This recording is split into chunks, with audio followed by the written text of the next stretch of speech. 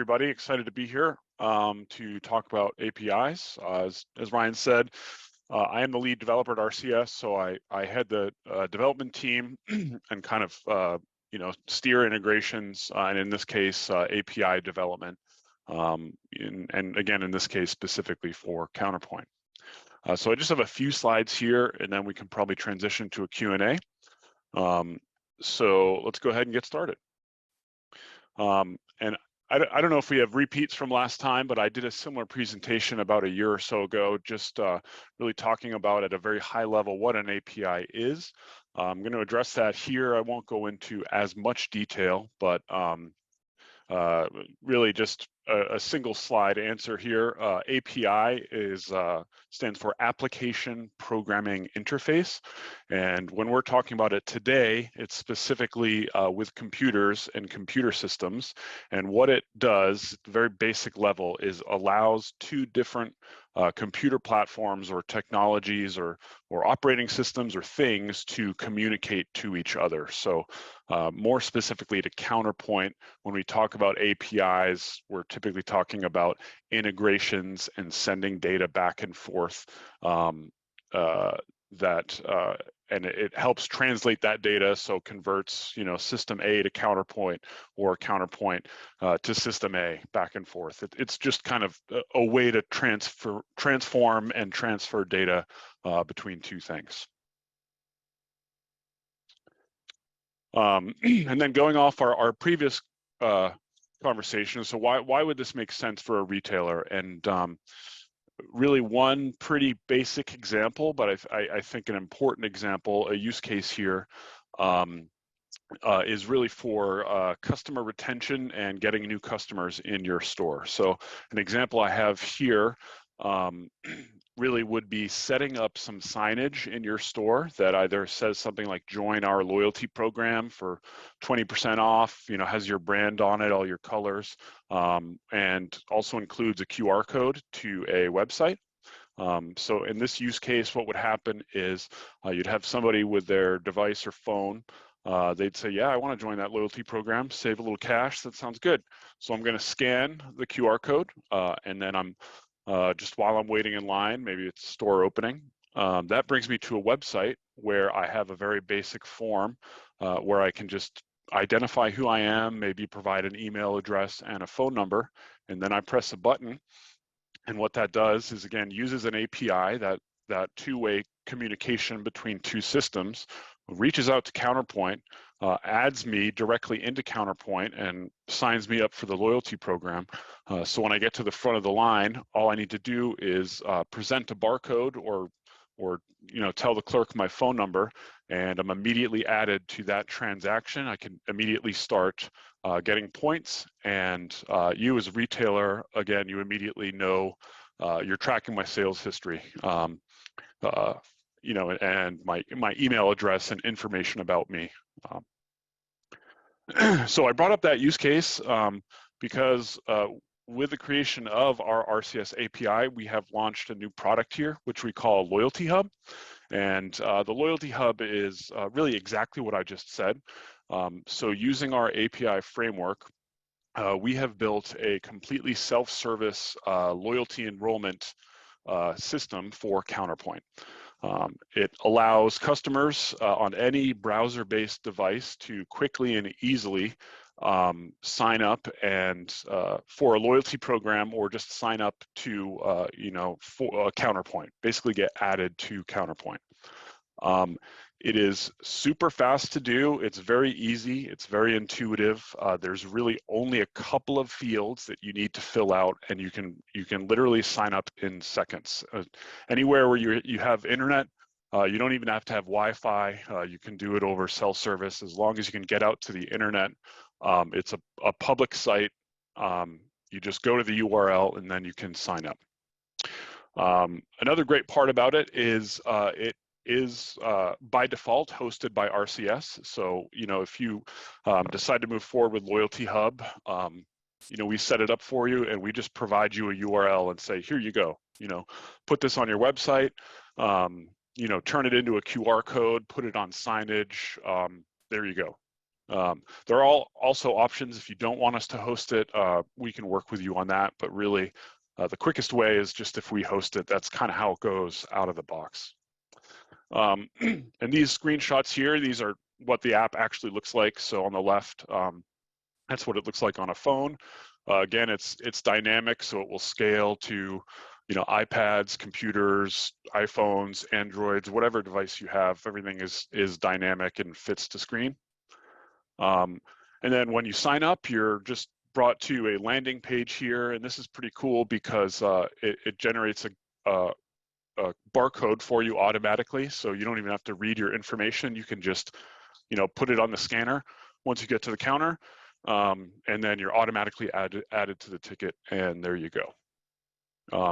So really cool start of a feature that we're really excited about. But I think more exciting than the LoyaltyHub itself is what drives it behind the scenes. So this wasn't just a one-off integration for us. We really thought about this and kind of thinking about you know, where technology is going and really some of the gaps right now in Counterpoint, specifically with the stock Counterpoint API. So all of this is driven off of our specific RCS API. So this is brand new. It's built from the ground up, totally from scratch. It doesn't rely on any other services or NCR services or Counterpoint existing services. It is a new modern REST API specifically built for NCR Counterpoint. It is very lightweight and multi-tenant as well. So if you're in a shared environment or shared server, it can support multiple companies. If you have a practice company as well as a live company, it can support that.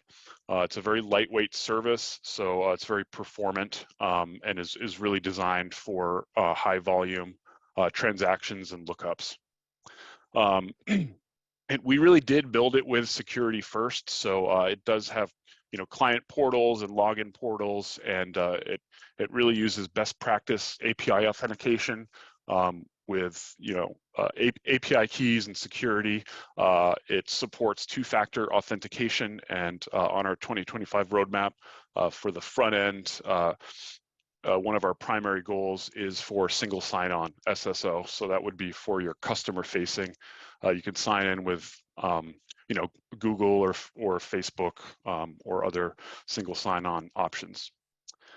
It is very developer-friendly documentation, so it's built on a open API standard, and we use Swagger. So essentially, if developers out there, you're familiar with Swagger, it's really the standard API documentation. So we give you a link, and it shows you everything that you can do with the API. It shows you examples of requests, responses, data types, really everything that you can do with it.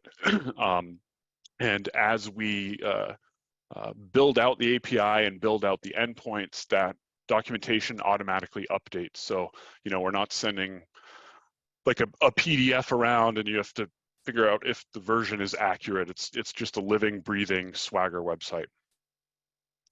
Another cool part about it is the way that we deploy it. So it is really just a centralized hands-off deployment.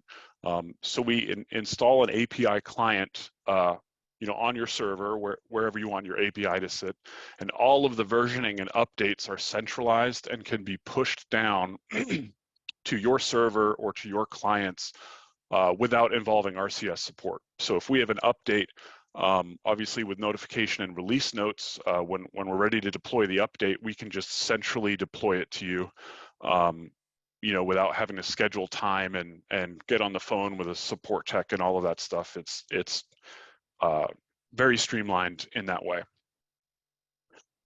And then finally, so there's a really customer-facing part of this. So when we deliver it, you have a client portal, and depending on the features and functionalities that you have, you know, you might have different areas where in the screenshot you can see you can manage user security.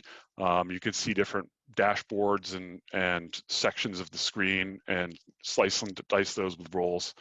And then my favorite, of course, it has dark mode automatically. I just figured I'd mention that. I like dark mode. Everybody likes dark mode. You can turn that on and off for a more modern look and feel. So what does it come with out of the box? So as I said, this is a new product. It is in rapid development, certainly absolutely stable right now, but we are adding things all the time. So as of today, these are the different sections of Counterpoint that you have access to.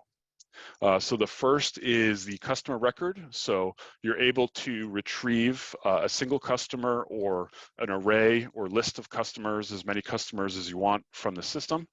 You can add a new customer number record, new customer if you'd like, and you can also update existing customer records with the customer endpoint. It allows you to add unposted point of sale tickets. So you can create a new one, and that's everything from subtotals to discounts, any of the line items, payment information. If you need to create a ticket in Counterpoint, you would use the ticket endpoint. You would also use that. You can retrieve one or many tickets from ticket history. Again, that's a huge gap in the standard NCR offering, and we've removed that gap by creating a get tickets endpoint. And again, that will return granular line level detail information about the tickets, you know, from items purchased, quantity sold, total price, discounts, ticket numbers, customer numbers. We also have support for quotes, and the cool thing about quotes is not only can you generate a quote, so you would if you have a third-party platform, maybe something, you know, I don't know, like HubSpot or something that you're integrating to, you could externally create a quote, and then if that gets converted in HubSpot or your external system, there's an additional endpoint that will automatically convert that Counterpoint quote into a ticket, which does similar to what you would do if you were just using Counterpoint and converting a quote to a ticket.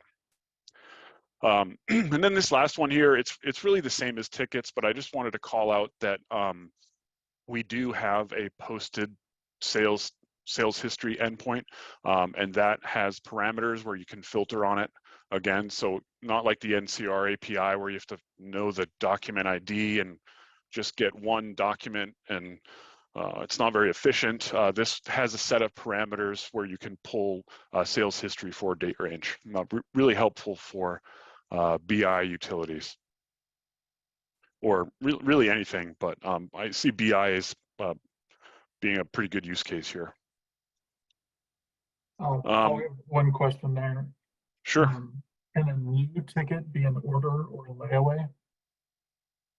Right now it is just tickets. We don't do orders or layaways, but certainly since we have the framework there, that wouldn't be a heavy lift for us. Great, thanks. Okay, so in terms of next slide here, so our roadmap. So like I said, we are interested in this product. You know, it's where it's active. We have development behind it. We have resources behind it, and we have a very specific roadmap and things that we are developing too. So at a super high level, as of right now, what does our 2025 look like? So these are the kind of the key features that we're looking to really enhance and add with the framework that we currently have. The first one goes into that LoyaltyHub product. So you saw in that screenshot that, sure, you can sign up for the program and you can add your customers, but really in 2025, we want to expand the reporting capabilities and metrics of that through dashboards.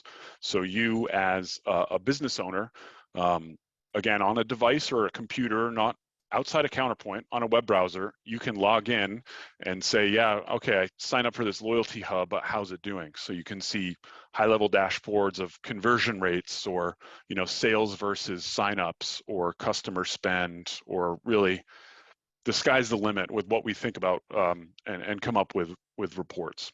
But really the goal is there, high level, easy to read, easy to consume, easy to access metrics, with actually easy to access being the primary No logging into Counterpoint and running a crystal report. That's really the goal of this, to make it easy.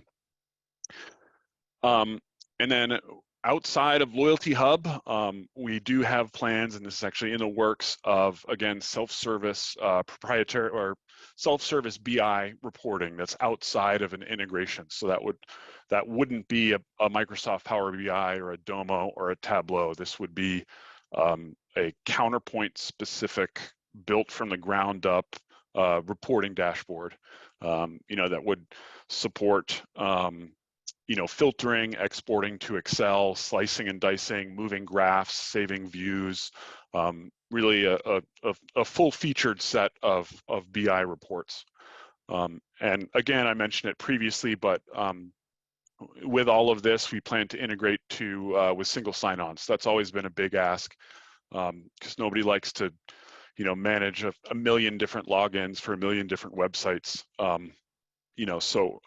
Single sign-on for all these apps is certainly front of mind, whether it be Microsoft, Google, and or Facebook.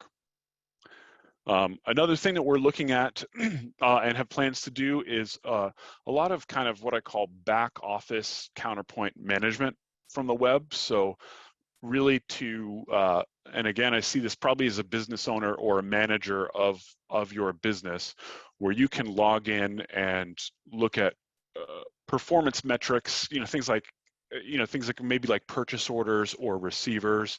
The example I have up here, this is a real screenshot, is a purchase request approval process. So that's something that we're thinking about, and really that would be kind of a cost control / loss prevention. So if you get like $100,000 purchase order or something, you can't just go ahead and order that. It needs to go through an approval process.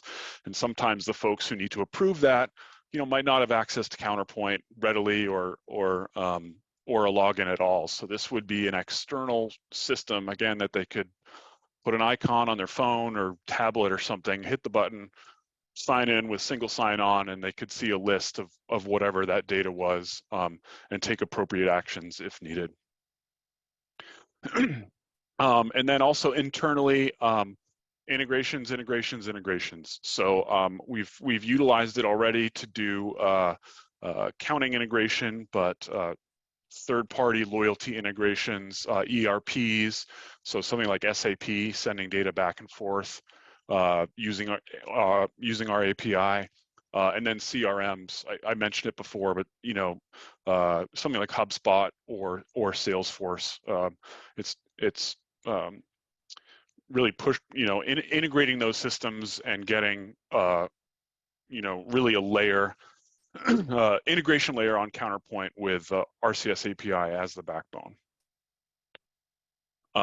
So those are our internal 2025 roadmap. But the other interesting thing I think about this is we're going to provide self-service access. So say you're not interested in that roadmap, you have plans on your own, or you're a tinkerer, or you have an in-house developer, or you want to hire a developer, or you just know a friend, we will provide self-service access to this. So as I mentioned before, it's built on an open API specification. So it's really, we're following modern API best practices.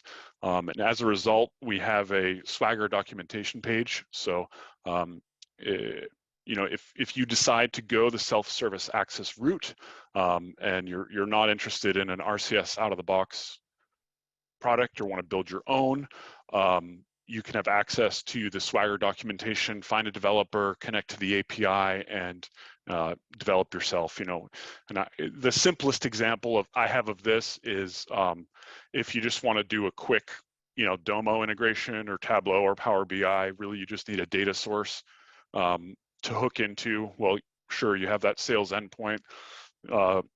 Find somebody who can just, write a little Python script or something and pull some JSON, pull it into Domo or a new or an existing instance, and then off you go. Okay, so I believe that's actually all that I had. So that's it. Thank you very much for the time. And if there are any questions, please let me know. I'm super interested to get any answers that I can. Thanks, Paul. A lot of great information there. I know everybody at RCS is really excited about this API and just the direction we're heading with development and all the things we're developing. So it's an exciting time. We do have some questions coming in here. First question, is there a price associated with the API? I do not have pricing information at this time, but you can certainly reach out to your account rep for that information, and we can provide that. I don't have that at the moment. Yeah, and I kind of think it depends on what you're looking to do. So That's right. There are a couple different models here. I mentioned self-service being one, and then LoyaltyHub I know is a standalone product, but then there's the other bundles. So, but we can compile that information and make it available. yeah. Another question here, with the self-service access, are we able to make API calls from servers hosted outside of Arrow? Do we need VPN or whitelist IPs? Nope. You can make it from anywhere. So everything's based on modern APIs. So you have a essentially a key and a secret username and password, so you can access it from anywhere. We do have the ability to lock it down on our side. So if we just want to restrict access to a certain place, we can do that ahead of time. But no VPN is required. Great. Bravo wants to know, can we get access to the API doc? Yep, that's public on the internet. So I can supply that link. I didn't supply it here, but yeah, we can get that over to you. Bravo, can you just chat me your full name and maybe your company, just so I make sure that I have your information? Thank you. Michael Lurch wants to know, any limits to the number of API calls within a time frame? For example, number of API calls per hour? So rate limiting, no, not now. But that is something definitely on the forefront of our minds, and depending on the volume that might come into play. I will say that we do use a paging system with the API, so that, and along with parameters, will limit result sets. It won't make it limiting, but just so you're not pulling sales history every 5 seconds for all of time and just flooding your system and our systems. But in terms of like requests per second or requests per minute, right now there's no hard stop there. Great. I would just say, like with any API, be kind, right? Don't take down the internet. That's what I say. Another question here. Are there plans in the roadmap to have endpoints to access custom database tables? Yes. We do have a page on our website for the API, as well as a page for LoyaltyHub. If you are looking for more information, please check out our website and also contact your account manager if you have any questions. We're always here to help. And does the API live locally on my server, or do requests go through the RCS servers? Yes to both. There's a local client service that we install on your server that creates a web server and handles the throughput into Counterpoint. And then the authentication is then external, and we have our own Azure, kind of almost like a broker, so our own like API middleware layer that requests go through. So basically like Counterpoint to the service out to us. That we are very excited about this internally at RCS, and we welcome any and all feedback. This is in active development. We are very, very focused and interested in a roadmap, and really like we want to make this great and a great solution for as many people as we can. All right.